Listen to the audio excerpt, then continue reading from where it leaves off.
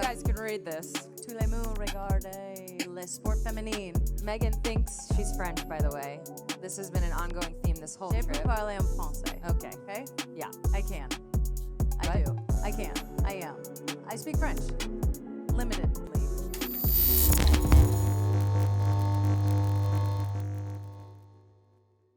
Welcome. Welcome to A Touch More Live at Sport Beach. We are super excited to be here, super excited to share this with you. We want to get you caught up a little bit with what we do up here. Usually we start our show with what we call the check-in, just who we are, where we are. This is Megan Rapinoe. She is a two-time World Cup champion, Olympic gold medalist. Oh, I'm not done. Presidential Medal of Freedom recipient, but more importantly, as of yesterday, a torchbearer. Oh, my goodness. You guys, it was amazing and hilarious and like a bucket list thing that I didn't even know it was on my bucket list. And then it just got on there and checked off at the same time. It was the moon suits for me. Yeah, I felt like we were going to our launch pad. Yeah. We were on our way. We still might. I'm honored to be joined here by you, Sue Bird. 4-time WNBA champion, 5-time Olympian, 2-time NCAA champion, 13-time All-Star. I just have to say this, I don't like to stand for an injustice, and I won't let this slide. 13-time All-Star, but it's really more like 18 or 19 because when you go to the Olympics and win, you don't get to play in the All-Star game, which also happens in the summer, so they just take the All-Stars away from them. Yeah, it's a little bit of I can't thorn stand in my for it, side. babe. I won't. A little bit of thorn Anyways, in my the side. indomitable Sue Bird, everybody.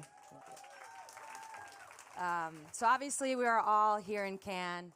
I was here last year. This is Megan's first year. So the weather is really doing me dirty.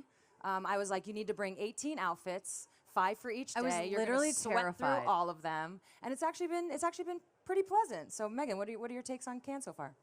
Cannes been wonderful. I'm actually really enjoying the overcast. Sorry if nobody else is, but I was sweating up on my panel yesterday. So I'm enjoying just seeing it for the first time, balancing against your experience. It's been incredible so far. We have a huge announcement that we're going to share with you guys. This is something that has been in the works really for years, but also for the last couple weeks and months. Sue and I are excited to announce that we're partnering with Vox Media to officially relaunch our podcast, A Touch More Live, as a video podcast in co-distribution with Together. So it's going to be coming to you all the time. I hope you want more of us because we're coming to you regularly. This is such a labor of love and something that was born out of just something so natural for us. So we're really excited to bring it to you. So excited to partner with Vox Media, incredible partners, and we can't wait to get ripping. Yeah. So you might be wondering, how did this start? What are we going to be doing with it? Megan, you already touched on a little bit of the origin story, labor of love. How would you describe the beginnings of A Touch More Live? The year was 2020. The month was March. So everybody was, basically going insane. We're in our tiny little one-bedroom apartment that we kind of got stuck in. And I think, honestly, we were a little bit bored, used to being outside a little bit more, literally and figuratively. So we kind of created this on our own. We just had a little IG live. But quickly, it became obvious that Sue was like a master at production. And so we had Hence my 18 cards up here. Yeah, I have 4. Basically, Sue was doing all the cards, and I was like, can I just make sure my cards are saying what your cards are saying, and we're doing it? But we just had a little fun show. It was a place for us to speak our mind. It was a place for us to talk about things we care about. It was a place for us to have fun. We had all kinds of little segments. We had the check-in. We would have meme of the week. Obviously, memes during the pandemic were just elite. We would do our bicker of the week, which I feel like resonated during the pandemic because everyone was stuck inside. Our bicker of the week, this one, I got so mad at Sue the other day. We were walking home, and I had to go to the bathroom so bad, and I don't even know, but I was mad at you. We were 10 minutes away. I was like, you're an adult. Oh, she said I'm an adult. You worked for this your whole life. You can hold it for 10 minutes. Don't you dare say I'm an adult. I'm walking. Anyways. Bicker of the week was one of the segments. And it's something that we love doing. We just talk to each other all the time anyway, so we're happy to bring a touch more. Yeah, to bring it back. I think what lives. you can expect moving forward, what we realized in retirement, on a little bit of a more serious note, was we no longer had microphones in front of our faces. And there's so much happening in the world, but really in the world of women's sports. And we want and we need our voices to be heard, not just ours, but really a lot of women's athletes, both current, past, present, future, the whole nine, because we're the experts in this space. We understand the nuance, we just understand the lives, and that has really been missing in the coverage today. There's been a little bit of an imbalance, right? A lot of, I can speak for women's basketball, there's this quote-unquote new fan, and then this quote-unquote new media entering the picture. And to be honest, you need it all. There's an ecosystem, and you need it all. But you also need a little bit of balance, and I think that's where, as former athletes, we can provide that conversation, that balance. And I know there's something that, from a nuance standpoint, we always like to talk about, which is two truths. And a lot of times in these conversations right now, two things are true at the same time. And we'll use Caitlin Clark. It's an easy example. Caitlin Clark is one of the best, greatest college athletes of all time.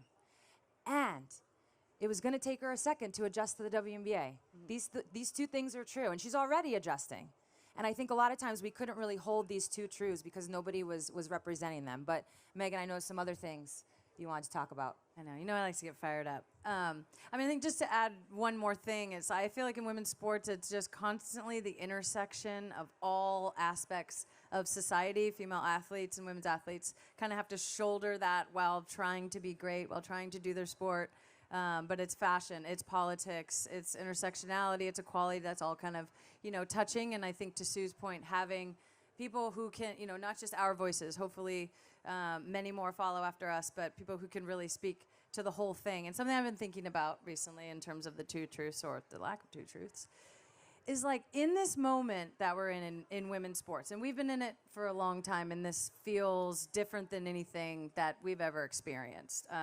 Just ratings going through the roofs. Obviously, the NCAA tournament was incredible this year. The W is going off.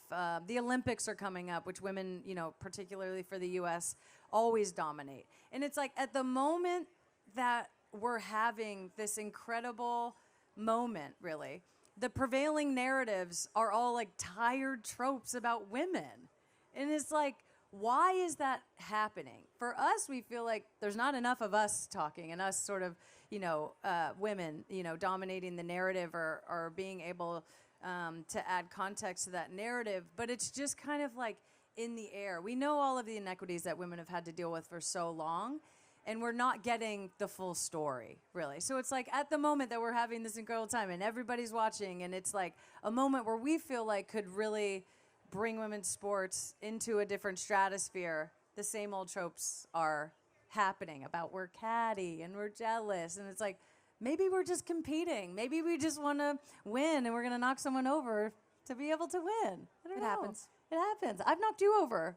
Yes. I have. I pushed her in the back Literally one time. pushed She me in beat the me, and back. I pushed her in the back on a layup, and it was bad. Can you imagine it? I'm really sorry. I said, I'm sorry, what? I was like, oh my me? God. Did I just do this? You did. I know. You did. I'm sorry. But yeah, so while there's tons of topics and issues that we want to address and talk about, something we've also noticed in our experience and some of the interviews that we've done is because we often go on shows and have to talk, we want to, don't get me wrong, but the main topic is some of the heavier issues, we never get to have fun. We want to go on interviews and have fun too. We want to yuck it up. We want to talk about pop culture, what's happening in today's world. So I think what you'll also see is many other topics covered, right? All within the world of sports, again, where it intersects with culture. But we've got, as Megan said, the Olympics coming up. I'm biased. Women's basketball going for their 8th straight gold medal. Let's What go. are we talking about? Let's go. We've got the U.S. women's national team, Olympic team. Hasn't been announced yet, but they have a new coach, Emma Hayes. So we would love to talk about how that's going to impact things. When that roster comes out, we'd love to break that down. There's going to be some names left off. There always are. It's going to get weird. It's what it is.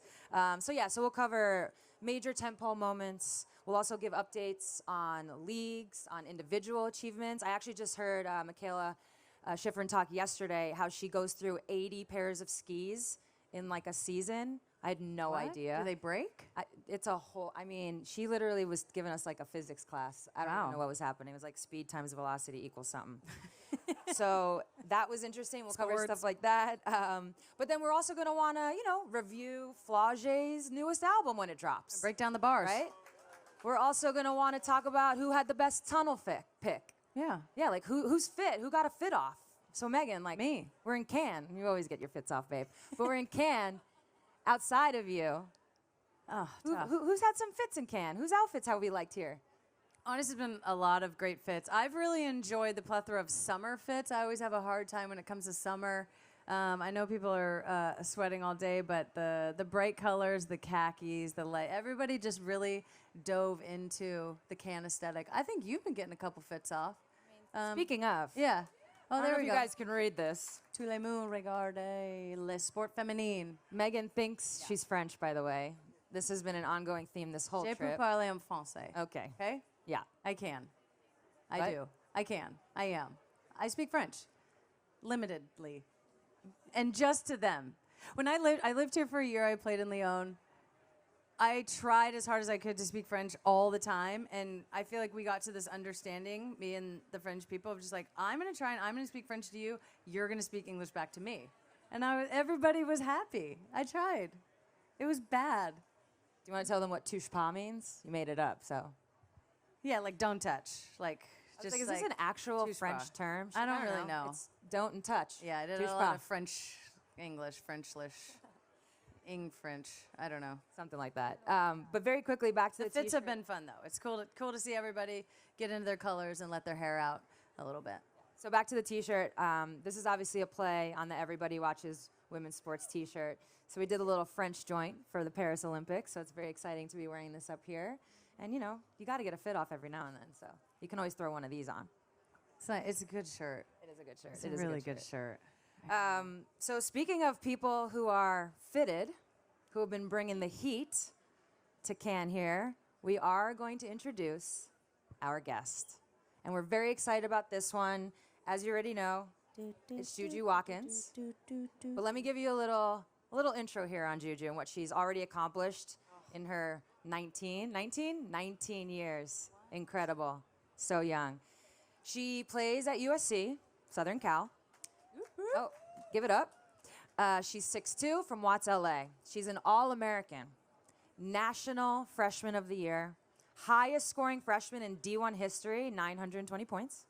She had 14 games in her freshman year with 30-plus points, 51-point game versus Stanford, which is the most points scored by any player in the nation last season. My favorite part of that is she got to hold up that white piece of paper with the 5-1 on it. Like anytime somebody has that epic game. Iconic. Like Wilt Chamberlain vibes. What? I never got to do that. Iconic Would've shit been like, at the tender age. yeah, like of 17. 19. Yeah.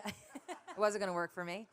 Yeah, imagine me. It'd be like 2. I know. Well, 1. Yay, you did great. actually, quick story before we bring Juju on. You never know what's going to happen up here. My niece, who at the time was probably 6, was visiting us in Seattle. And she came to one of my games, and I scored 1 basket. 2 points, but 1 basket. Wasn't my best. And then she went to Megan's game, and Megan that day had 2 goals. And so when we got back, she was like, Aunt Sue, Megan had more points than you today. I was like, my baskets are worth 2. Yeah. Just a burn. We tied. Why do they gotta burn you like that? Always. Oh, they burn you I was bad. pissed. I couldn't show it. Anyway, she also, Juju also led USC to the program's first #1 seed in the NCAA tournament since 1986. Please welcome to the stage, Juju Watkins. Juju.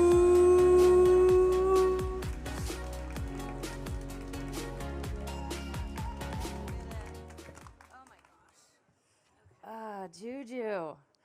How are you enjoying Cannes? It's great. If I wasn't here, I would be conditioning right now, so I'm chilling right now. Nice. Good trade-off. Yeah. Different kind of conditioning out here, huh? Not mentioned in your intro of Juju, which I feel like is one of the most important things, is you have the coolest name in the history of sports, like, already. And it's just like Juju Watkins, like, and you play for USC. What? That's just like so. Marketing dream. Shout out to the parents. We see them right there. I know. They knew it. They had the vision. I was laughing because I was like, at 19, I love my parents, don't get me wrong. I'm like, I'm like, this is watching you guys interact, you and your parents. I would have hated having my parents here, but you guys are like doing it. Shout out to Juju's parents. We were able to connect the other night, and I just have so much respect for your guys' relationship, and I'm sure it's so amazing watching her go through this process. So they're sitting in the second row, so I just want to give the Watkins a shout. Shout him out. Shout out. Great name, Juju. My name's just Megan. I'm like, thanks, Mom. Super cool. Okay, real hard hitter. Are you ready? Yeah. Okay. Caitlin Clark said to your coach, Lindsay Gottlieb, that she's had the attention for a year and a half, 2 years. And now you, Juju, are going to have it for the next 3. It's getting bigger and bigger. How does that make you feel? What's it been like just going through this year, watching some of your peers make transition to the W, but how are you planning to just absolutely dominate everything for the next 3 years? Well, I mean, it's really just a dream come true. I think that my team is a big part of my success. I mean, they're great. I'm always grateful to be out on the floor with them. So they really keep me sane and help like distribute the burden of it all. But yeah, I mean, my main goal is just win. I mean, I just want a championship regardless of everything else. You bring up your teammates. Are the nerds done? They're done. Do you want to tell everybody who the nerds are? Yeah, You guys know the nerds? Show of hands. Who knows the nerds? Okay, all right. We got to tell the people who the nerds are. You want to tell them who the nerds are? Yeah, so last year we had 4 Ivy League transfers, and they pretty much all started, but they came in and really made an impact, and I really didn't expect us to go that far, but they came in and really got to work, and we had great chemistry, so shout out to them. Yeah. They were great. That was a great storyline. Yeah, it was fun watching them, what it seemed like, and correct me if I'm wrong, but it was fun watching them, coming from an Ivy League, and now you're going to, what conference are you going to be in this year, by the way? Yeah, we're in the Big Ten. Oh, my God. Pretty different. What? That's just weird. What does that even mean? I don't even know. They're doing make-em-ups now. Yeah, that's weird. But anyway, seeing them go from the Ivy League to the Pac-12 at the time, you could see that they brought a presence, a composure, leadership. Did that have a direct impact on you? Yeah, I mean, they were like veterans, and so for me, I was just coming in. I didn't know what to expect at all, and we kind of just had this unique journey of like nobody really counted on us or like expected us to win anything, and for them to really just take that on and kind of champion me and like encourage me to continue with it throughout the whole season, because there were a lot of ups and downs, but I mean, they always had my back, so that gave me a lot of comfort. That's great. Okay, so even though the nerds are gone, y'all reloaded over there. Oh, yeah. Oh, yeah. Oh, yeah. They got that little thing called the transfer portal. So you guys are set to literally become a college super team, which is pretty cool. How does it feel to be a part of the program at this time? And what's it felt like being a part of this legacy that's been building for decades, literally going back to the iconic 80s? Yeah, it's been super exciting. When I was making my decision, it was so important to me that I kind of brought that winning culture back to SC. And with my coach, she's great, and she really kind of bought in. And with our president of the school, they really invested in us and bet on us. And so with that, we were able to go as far as we did. But I mean, the sky's really the limit. We have great new additions. Excited to see what we do, but we just want to bring championship back to LA. Anyone you're like specifically looking forward to playing with? Oh yeah. So we got Kiki Iriafen from Stanford, which is like a big addition. If you guys keep up with women's basketball, she's been a dominant force for them. So to have her back in Southern Cal, she's from LA, so to have her back, I mean, it's just great, and she's just gonna continue to kind of teach me the ways, and just her having that veteran mentality and just being able to learn under her. Was it always USC for you? I know you're from California, you're from Watts, right? So you're, sort of, was that just like a no-brainer? Did you look anywhere else? Was it? I love LA. Like, really wanted to stay home, but, I was open to other possibilities. I was never really set on it until Coach Lindsay got there. Okay. And she was a big reason as to why I committed. So it took a New York girl to get you to go to LA? Yeah. You know, Lindsay's from New York. Crazy how the world works, man. Okay, look into next season. What are you working on in your game? What are you adding?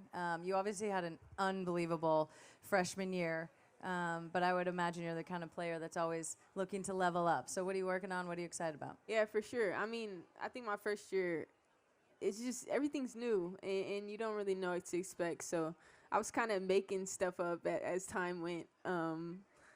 Just trying to mature as fast as possible. But I think utilizing the off season and preseason to really get better is going to be essential for me. Just maturing, I think, is where my game will evolve. Just learning how to read the floor better, learning my slots, smarter shots to take. I think that's kind of the next evolution for this next season. How much of film is involved in that? Yeah, How much film do you watch? A lot of film. We kind of like set aside time, like after every game, I go in with Lindsay and just kind of break it down, especially during the tournament run.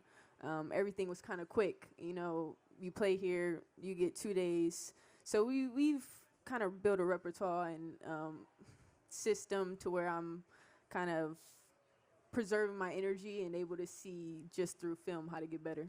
Yeah. So last year for you and your team, it was a little bit of you guys came out of not literally nowhere. I mean, it's you. You're on the team, so obviously it wasn't out of nowhere. But you guys rose pretty quick, right? Nationally ranked, to being in the tops, to getting that #1 seed. And now this year, you're going to have the target on your back. Yeah. Have you thought about the difference in that? Because it is different approaching a season where everybody's coming for you. Have you guys talked about that? Is it something you are mentally preparing for? And if so, how? Yeah, I mean, I've kind of been around, like, middle school, like She's a like, target the on my X back. is always on my back, Yeah. folks. I'm saying, like, Pressure who? no, coming out of high school, I think I was like the #1 recruit, so I'm kind of used to that idea. But for me individually, it's never really been like a team thing on this kind of level. So I think it's just more like making sure that me and my team are on one accord and understand the task at hand. It's going to be really essential for us, never really wavering in when we experience like the ups and downs of it all. So I think just really making sure that we have a strong base and foundation for the team is going to play a big part. I'm like, God help the NCAA as Juju just gets older and mature every single year. It's going to be tough for everyone. It's going to be tough for everyone else. Pivoting a little bit, obviously you're stepping into and have already stepped into a women's sports landscape. NCAA women, obviously the leader in this, where women never just get to play. We never just get to play basketball and NIL conversations, and there's in a positive way so much more attention. How are you starting to find your voice within that and become comfortable? It's like there's so much pressure put on you at such a young age, but you're just figuring it out yourself. But how are you kind of thinking about that and finding your voice at this time? Yeah, I think it's just a new space for everyone, and it's constantly evolving. So I'm kind of learning along the way. But I'm grateful to have my team and my parents to really like kind of keep me grounded and sane to where I'm able to just really focus on basketball and then kind of distribute my time in other places. But I always try to keep the main thing, and I love what I do, and I understand there's a business to it. There's other things to do. But, yeah, I just try to distribute my time as much as possible. Well, for those of you that haven't seen Juju play, you definitely have to check her out. The first thing you're going to notice is her bun. It's elite. It is now, oh, there it is. It is now literally a part of your identity. And you were able to do a commercial where the bun got highlighted. And I heard you speak on, I think it was Paul George's podcast. You talk about what a great experience that was. Do you want to share with everybody? Was that your first commercial shoot? No, not my first, but one of my favorite for sure. Yeah. So I'm like, I always play with my bun, so that's like my signature. Very superstitious about it. but I got a chance to do a commercial with Joel Embiid, and they like fully green screened my hair onto his head. So like he had a bun, and like there was this whole process where they just like circled me with the camera. Like I don't know how they did it, but just like literally took my hair and put it on him. But it was have crazy. to see this. Yeah, Haven't seen the commercial? you I haven't haven't seen seen it. Yeah. It's on Where have YouTube you if you guys been? can find it. I don't know. You know I miss stuff a lot. She does. Why didn't you tell me? You're gonna give me all the Je things. regarde sport la femme. Okay. No, the bun's iconic. My mom actually during this NCAA tournament, she knows like Sue and I don't know and Sue for basketball, and she knows you though, and she loves you, and she loves watching you play. And she was like, "I like that one with the bun." She goes, "I love her bun," and I was like, "I know. It's great, Mom. It's great. You're dead on." Well, I imagine there's many more commercials in your future. So, as we mentioned earlier, we usually have some segments on the show, and we like to have fun with our guests. And one that we're going to play with Juju today is the famous bench start cut. Ooh, This tough. can get dicey. Yeah. This can get dicey. And I already told Juju backstage, I was like, this is where we're not being nice to Yeah. you. We prepped you This on the is where rest we're of it. not being nice. No, I'm just kidding. Okay, so bench start cut. You ready? Yeah. First couple are going to be women's basketball based. These might be the hardest for you, Okay. so I apologize ahead of time. Okay, Diana Taurasi, Jewel Lloyd, Chelsea Gray. Ooh, tough. Nah. This is a setup, Sue. What? Okay. Should we skip women's? What do you have basketball? against Juju? Yeah, we Should gotta skip women's How about that? basketball. We'll finish with the easy. I was gonna give her the USC greats. Oh. Lisa Leslie, Cheryl Miller, Cynthia Cooper, another No. impossible one. Okay. No. Plead the fifth. Okay. How about this? How about this? LA Sparks, Okay. Seattle Storm, shout out. New York Liberty. Yeah. Sparks start. Bench, Storm, cut, Liberty.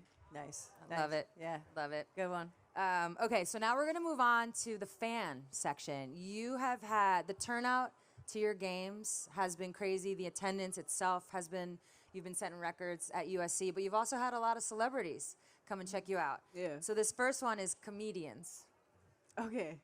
And these are all people that have attended Juju's games to watch Juju and her team. Will Ferrell, Jason Sudeikis, Kevin Hart. Okay. I'm gonna start Kevin, bench Will, and then sorry Jason, but I'm gonna have to cut Jason. Ted Lasso's gone. See you, Ted. You're out. Instagram, Twitter, TikTok. I love TikTok. Start TikTok, bench Instagram, cut Twitter. It's Okay. That's a good one. too ruthless. Somebody Too already cut ruthless. Twitter, so just cut it themselves. It's fine. Okay, here's the last one. I don't think it's the hardest. A bun, a ponytail, or braids. Oh. I'll do okay. Start bun for sure. Bench braids because it's easy, and then cut a ponytail. I guess. It's okay. Get it out. We I don't won't need take it personal. Yeah. Yeah. I'm a The bun and ponytail braids girl. are elite. No, I know. Yeah. Okay, that's it. We'll leave the rest out. I got to rethink how I do this game. But we really appreciate you being, well, a good sport with the bench start I cut. try. Nobody post that, please. We also appreciate you being our guest here today. No, thank you Thank for you having so me. much, Juju. Yeah, this is amazing. Yeah, thank you so much. Best of luck next season. We need to make it out to a USC game. Now that I'm retired, we're gonna make it out and come watch you play. Everybody, Juju Watkins. Thank you, Juju. Oh, to be a teenager again. Sometimes I get asked the question like, do you wish you were still playing? My knees don't. Like, do you wish you could? And it's like, no, My neck and I my actually back don't. But if I could be 21 right now, the way women's sports is, I would love to experience that. It's so exciting to see a young player up here who has her whole career ahead and just where women's sports is, to be able to participate in that. I love watching it. Oh, it's incredible. Do you think I would be insufferable if I was 18 and really Oh my God, playing Megan as a basketball? We joke around Megan as a basketball player because, you know, there's a lot more scoring than in soccer. So it's like, what are you going to pose after every jump shot? You know, like the kids. She would just be running down the court. Yeah, the kids who like make one basket and do every every single move that they know, and they're like, look. That would be me. I know. Yeah. Oh. She does be it doing all when the we mess things. around at the gym. Yeah. We'll just be shooting around, and it'll be Celebration City over there. You guys, it's bad. I know. I do my best. No, it's really, it's an incredible time for them to be able to have like ownership over their career at such a young age. The NCAA is a huge, unbelievable platform. And then to be able to go right into the WNBA, which is, you know, even bigger and better than the NCAA. It's so cool. We love it. We love to see it. Yeah, so thank you all. That concludes the pod here. So thank you for joining us. We also want to thank and just shout out, obviously, Vox Media, our partnership with them. Just a huge thank you. Stay tuned for more episodes of A Touch More Live. That will be coming soon. Also want to thank Stagwell and DirecTV, who kindly shared their stage with us today. And, of course, everybody behind the scenes at Cannes, Sport Beach, A Touch More. Huge thank you. So hope you guys enjoyed. And, you know, I think when it comes out, I'm going to be telling you to, like, hit subscribe and follow and all the things. So. Yeah, hit the buttons. Follow our channels. Thanks, Thank you, everybody.